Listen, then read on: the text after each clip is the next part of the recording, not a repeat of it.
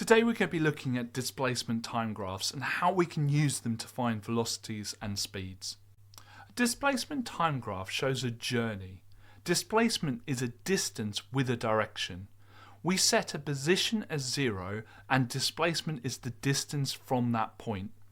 Imagine a person is travelling from their house to the shops and back again. This graph shows their journey.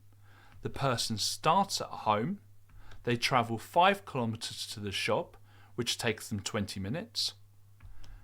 They're at the shop for 40 minutes, and then they travel home, which takes them 20 minutes.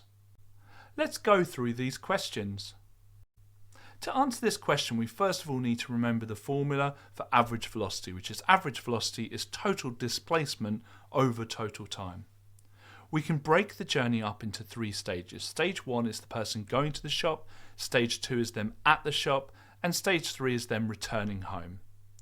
Stage 1, we will do total displacement, which is 5, because they've travelled 5 kilometers away from home, and the total time, which is 20 minutes, but it wants the answer in kilometers per hour.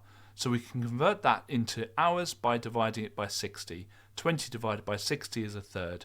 So to find the velocity, we're going to do 5 divided by a third, which is 15 kilometers per hour.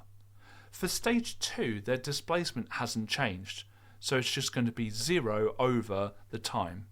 0 divided by anything is just 0, so it's going to be 0 kilometers per hour.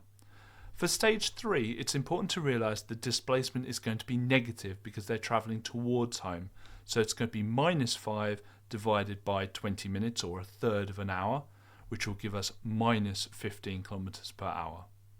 To find the average velocity for the whole journey, we first of all need our formula again, but you will notice that for the whole journey, the total displacement is just going to be 0 because they've travelled away 5 kilometers, but they've travelled 5 kilometers back.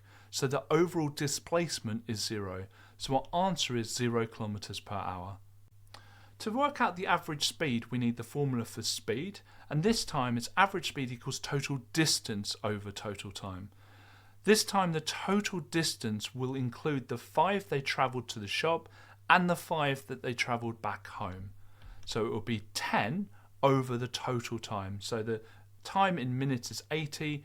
To convert that into hours, we divide by 60. So it would be 10 over 80 over 60, which will be 7.5 kilometers per hour. Let's finish with this. The Olympic 800 meters is a race around 2 laps of the Olympic track. State the reason that the average velocity of each racer almost always is equal and why this is not always the case. If you think you know the answer, write it in the comments below. And you can also come to onmaths.com or click the link in the description where you can access all of our A-level papers and predictions for free, and you can even save your scores with a free account. This video is part of a larger A-level course that you can follow along with at onmaths.com.